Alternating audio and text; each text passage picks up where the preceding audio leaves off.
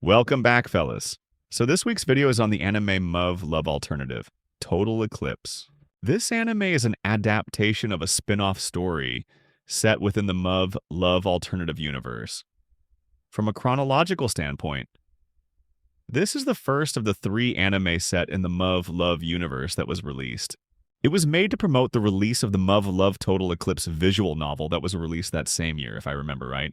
So, as I said in my previous MUV Love review video, I have nothing but goodwill for the MUV Love extended universe. But at the same time, I have to be objective about my review of the series. For starters, it's not bad. Nothing genre-defining, but it's something you could sit down and watch and get exactly what you're expecting, in a good way. At least in my opinion, it's better than MUV Love Alternative that I reviewed last time. It's a bit ironic given that Alternative was the most recent of the 3 anime adaptations set in the MUV Love universe.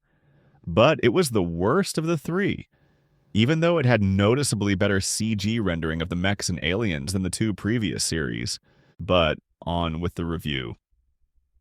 So, Total Eclipse takes place with the same settings within the MUV Love universe, where humanity is under threat by an alien species called the Beta, and only humanoid combat machines called TSFs are the only viable weapon humanity has to put up any resistance against the Beta threat.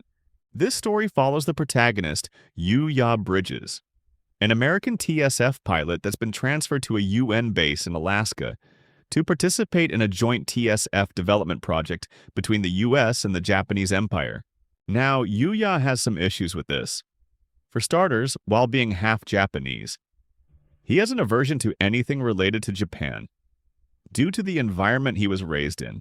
With that said, test pilots like Yuya are considered the best of the best, essentially the top guns of the MUV Love universe. A bit confusing for me since you would think that you would field your most talented pilots against the Beta, but instead you keep them in the rear lines to test new model TSFs. I suppose that's also an important role for them. In any case, the UN base in Alaska is hosting the Prominence Project, which is where many countries that have lost a majority of their homeland to the Beta could have a place to develop their TSF technology in hopes that they could reclaim their homeland from the Beta. One such country would be the Empire of Japan. Yuya is assigned to the Argos test flight, which is the pilot contingent assigned to the joint US-Japanese TSF development project. There, Yuya meets his 3 squad mates who have quite distinct personalities, as well as another of the main characters, Yui Takamura, the head of the Japanese side of the development project. At which point, they jump straight into a mock battle to familiarize themselves with each other. The flight pair that Yuya was a part of wins the contest, after which he is insulted by Yue with regards to his piloting skills being deemed insufficient by Yue, creating a large gap in their impressions of each other. What I liked about the series was that everyone had distinct personalities, and the early part of the anime did a decent job of portraying that to the viewers. Before they moved on to the main story arcs the anime covered from the visual novel, they spend a few of the early episodes better showcasing a little more about the mechs and their test battles, where 2 more main characters are introduced in the form of a pair of Russian pilots, Inya and Kriska. This was done reasonably well without it looking too forced. A couple of episodes go by to develop the relationship with the Russian pilot duo with our protagonist, as well as developing the relationship between Yuya and Yui, which had some humor and some exposition on some of the backgrounds of the main characters. Fortunately, by episode 8, they start moving on to one of the main arcs when they are assigned to carry out mech performance tests against the Beta in the Russian front lines, where there's some friction between the locals and the tourists. At which point, there's some shenanigans being put into play by the local command, with regards to some of the equipment Yuya's project team brought along after it was used to neutralize a swarm of Beta from causing havoc on the battlefield. The use of this weapon by Yuya granted him the record of the highest kill count during his first live combat sortie. There's some scheming taking place to cause an accident to release Beta into the frontline base they were stationed at, to create an opening to steal the weapon. but due to their underestimation of the beta forces, they had no opportunity to do so. The arc continues with Yu-Ya surviving a normally fatal situation at the hands of the beta by teaming up with the squadron he was at odds with earlier. However, the team was later wiped out by their superiors after saving Yu-Ya, in order to keep their lips sealed about the reason behind the loss of the vital frontline base. But the incident lessens the distance between the main characters. Now, the next arc kicks off with a TSF versus TSF competition, where more of Yu-Ya's past before coming to Alaska is explained by the arrival of two of his former squadmates, which will be representing American TSFs in the competition. There is a bit more character development and delving into the past of the characters taking place. But fortunately, it doesn't drag. And the final arc of the story is where Alaska was taken over by quote-unquote freedom fighters. Yeah, you know the ones I'm talking about. The word starts with T, causing all matter of hell to break loose with an incoming beta attack, where Yu-Ya and his teammates have to handle both the insurgents and the beta. Before America deems Alaska a lost cause and decides to bomb the area to eliminate the beta from setting foot on American soil, they manage to do so with a believable level of difficulty. But the ringleader tries to brainwash Enya and Kriska into fighting against Yu-Ya and his friends, using a plot device involving them and the unique ability they have. He succeeds in brainwashing them, but he ends up getting offed in the process and Enya and Kriska go berserk. The only problem is that this plot device is more important to the final arc of the Total Eclipse storyline, so it doesn't have any further use or explanation here. And it is just described as some anti-beta weapon that uses psychic or paranormal means Yu-Ya manages to stop their rampage, and the whole incident comes to an end with some of the characters going their own way, but in a nice little twist. All of the events that occurred during the Alaska incident were orchestrated by the CIA, where even Yu-Ya's former squadmates were part of the plan to eliminate an enemy nation's classified research facility, using the events taking place in Alaska as a cover.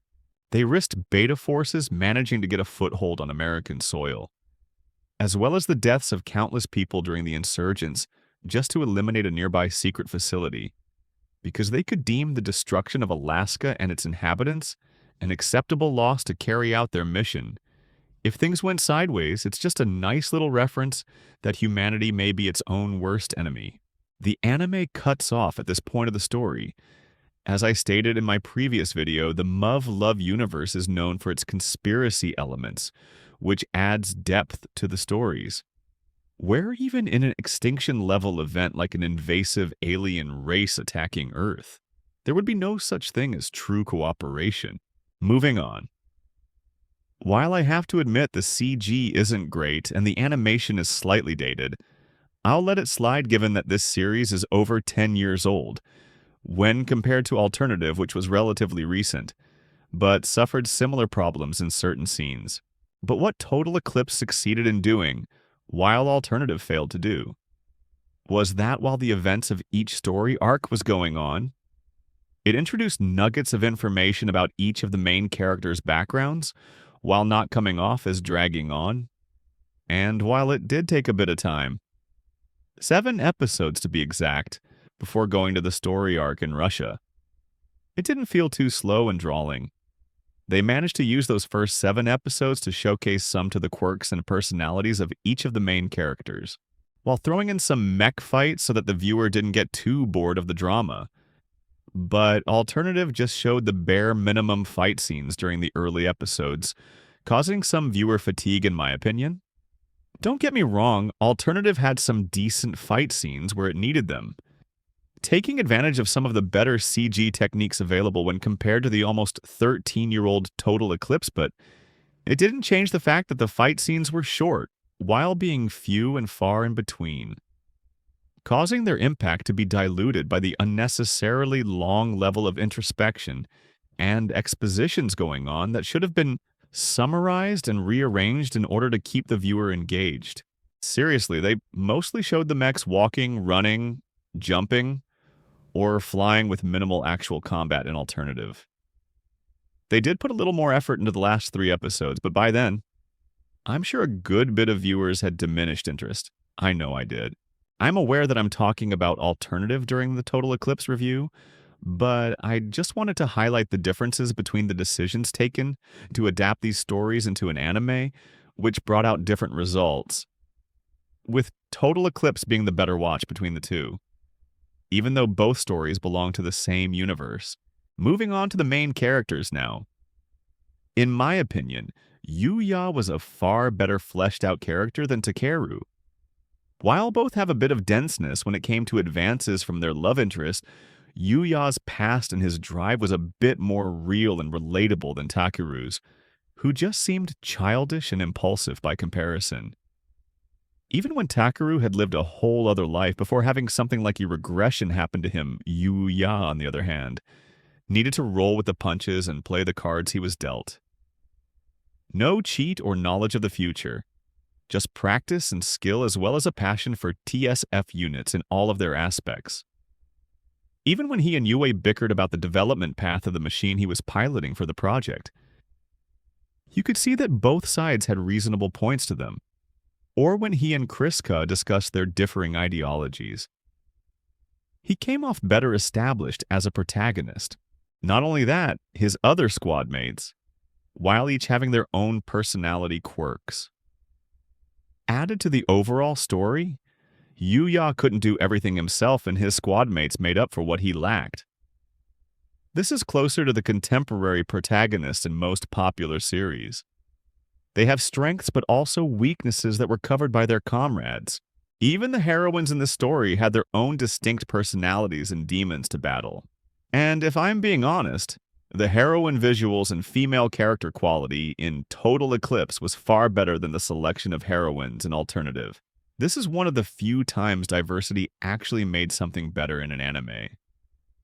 What I also liked in Total Eclipse was the different mech units they showcased throughout the series that really helped sell the show for any mecha anime lover. It also showed that there were distinct quirks between the mechs depending on which country designed them, with the Japanese ones focusing more on close quarters, the American ones being stealth, long-range types, and the Russian ones being all-rounder types. Total Eclipse just had an overall better mix of elements when compared to Alternative. At least for me anyway. In fact, the only thing Total Eclipse had in common with Alternative was that this anime also cut off from the story climax event of the visual novel, in some bizarre marketing attempt to get people to buy the visual novel to see what happens next. But in closing, Muv Love Total Eclipse is a reasonably well-done anime that was entertaining. I recommend it, if you have some time to kill. I'll end the video here. I'll review the final series next week. Till next time, bye.